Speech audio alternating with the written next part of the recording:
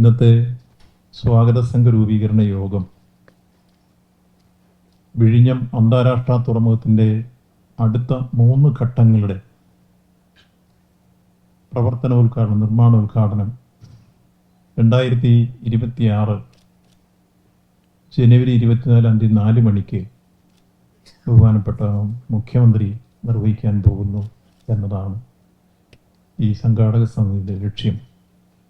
അത് വിജയിപ്പിക്കാൻ വേണ്ടി എല്ലാവർക്കും അറിയാവുന്നതുപോലെ നമ്മുടെ 1-ാം ഘട്ടം പൂർത്തീകരിച്ച് 2025 മെയ് മാസം 3-ാം തീയതി ഇന്ത്യയുടെ പ്രധാനമന്ത്രിയും മുഖ്യമന്ത്രിയും എല്ലാം ചേർന്ന് അത് രാഷ്ട്രത്തിന് സമർപ്പിച്ചു.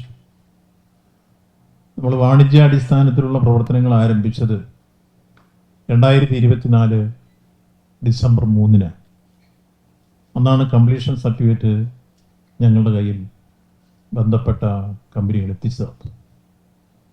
അന്ന് മുതൽ നമ്മൾ ആരംഭിച്ച വാണിജ്യാടിസ്ഥാനത്തിലുള്ള തുറമുഖത്തിൻ്റെ പ്രവർത്തനം പരിശോധിക്കുമ്പോൾ ലോകത്തെ MSCയുടെ കൂറ്റൻ കപ്പലുകളായിട്ടുള്ള MSC ടർക്കിയും MSC ഐറോണിയും MSC ബെറോണിയും ഉൾപ്പെടെ ഒരുപക്ഷെ വലിയ തുറമുഖങ്ങളായിട്ടുള്ള ദുബൈയിലോ കൊളംബോയിലോ ഒന്നും ഇതുവരെ എത്തിച്ചേരാത്ത കപ്പലുകൾ നമ്മുടെ വിഴിഞ്ഞത്ത് വന്നു ചേർന്നു എന്നുള്ളതാണ് അതിൻ്റെ സവിശേഷങ്ങളായ സാഹചര്യം.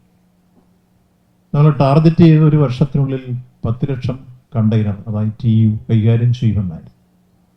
പക്ഷേ നമുക്കൊരു വർഷം എത്തിയപ്പോൾ തന്നെ അത് 13 ലക്ഷത്തിലധികമായി. ഇതേവരെയുള്ള കണക്കിലെടുക്കുമ്പോൾ 670 ഷിപ്പുകളിലായി 14 ലക്ഷം TEU കൈകാര്യം ചെയ്യാൻ കഴിഞ്ഞിരിക്കുന്നു എന്നത് നമ്മുടെ ടാർഗറ്റിന് അപ്പുറത്തേക്ക് നമുക്ക് കടന്നു വരാൻ കഴിഞ്ഞു എന്നത് അഭിമാനകരമായ ഒരു കാര്യമാണ്. പ്രധാനമായും അതിനുള്ള സാഹചര്യം ഒരുങ്ങുന്നത് പ്രകൃതിദത്തമായ സൗന്ദര്യവും സൗകര്യവും ഉറപ്പാക്കിയ വിഴിഞ്ഞം അന്താരാഷ്ട്ര തുറമുഖത്തിൻ്റെ സവിശേഷതയാണ്. ഈ തുറമുഖത്ത് എത്തിച്ചേരുന്ന ഏറ്റവും പ്രധാനപ്പെട്ട കൂറ്റൻ കപ്പലുകൾക്ക് ഇവിടെ വന്നു ചേരാനുള്ള ആഴം 20 മീറ്ററിലധികം.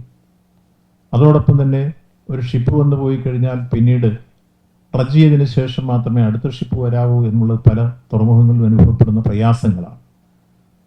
അത് നമുക്കില്ല, അടി മുഴുവൻ പാറയാണ്.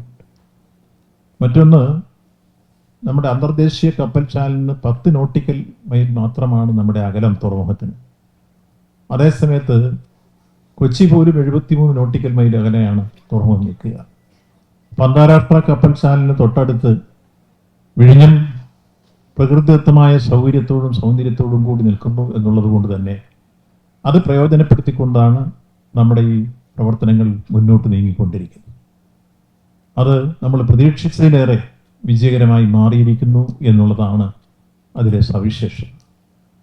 അപ്പം ഇതിനോടനുബന്ധിച്ച് നമുക്ക് തുടർന്നുള്ള കരാർ പ്രകാരം, ആദ്യത്തെ കരാർ അനുസരിച്ചാണെങ്കിൽ 2045 നമുക്കിത് പൂർണ്ണതയിലെത്തിക്കാൻ കഴിയുക.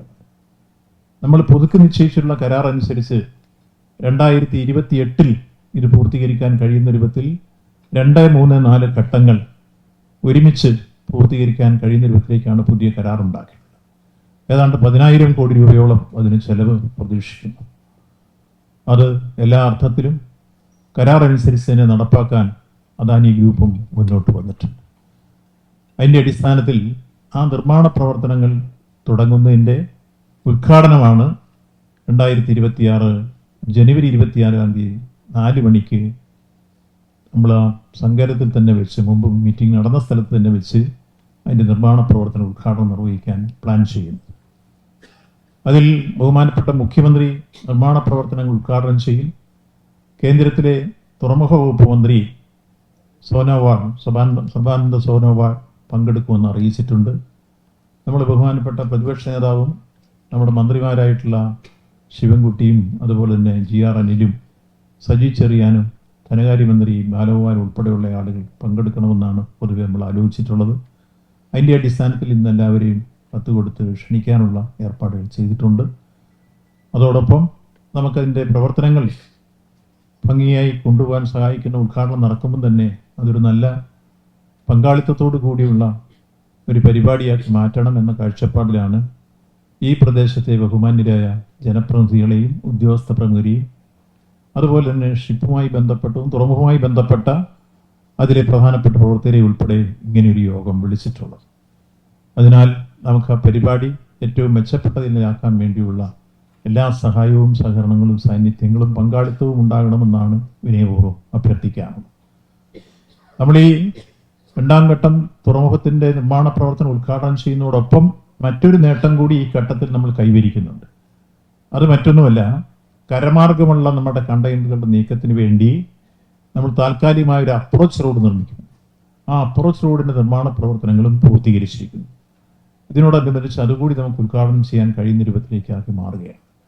പിന്നീട് നമുക്ക് ഭാവിയിൽ വരേണ്ട റെയിൽവേ ഗതാഗതവുമായി ബന്ധപ്പെട്ട പ്രശ്നങ്ങളും അതേപോലെ തന്നെ NHI ബന്ധപ്പെട്ട് ക്ലോവർ ലീഫ് ഉൾപ്പെടെ ഉണ്ടാവേണ്ട ആവശ്യകതയും എല്ലാം നമ്മുടെ മുമ്പിലുണ്ട്.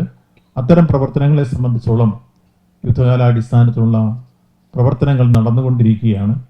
അതിൽ ബന്ധപ്പെട്ട ആളുകളൊക്കെയായി ചർച്ച ചെയ്ത് സമീപകാല ഭാവിയിൽ ആ പ്രവർത്തനങ്ങൾ മുന്നോട്ട് കൊണ്ടുവരാൻ ആവശ്യമായ ക്രമീകരണങ്ങൾ ഉറപ്പാക്കും. ഇതാണ് പൊതുവിൽ ഈ യോഗത്തിൻ്റെ ഉദ്ദേശം എന്ന് ബഹുമാന്യരായ അംഗങ്ങളെ അറിയിക്കുന്നു. ഇതിൻ്റെ അടിസ്ഥാനത്തിൽ നമുക്ക് 24-ാം തീയതി കാലകൂട്ടി ആ യോഗം വൻ വിജയമാക്കി തീർക്കാനും 2, 3, 4 ഘട്ടങ്ങൾ ഏറ്റവും പെട്ടെന്ന് തീർത്ത് 2028 എത്തുമ്പോൾ അത് കമ്മീഷൻ ചെയ്യുന്നതോടെ നമുക്കുണ്ടാകാൻ പോകുന്ന നേട്ടങ്ങളും നമ്മൾ നേരത്തെ തന്നെ വിശദീകരിച്ചിട്ടുണ്ട്.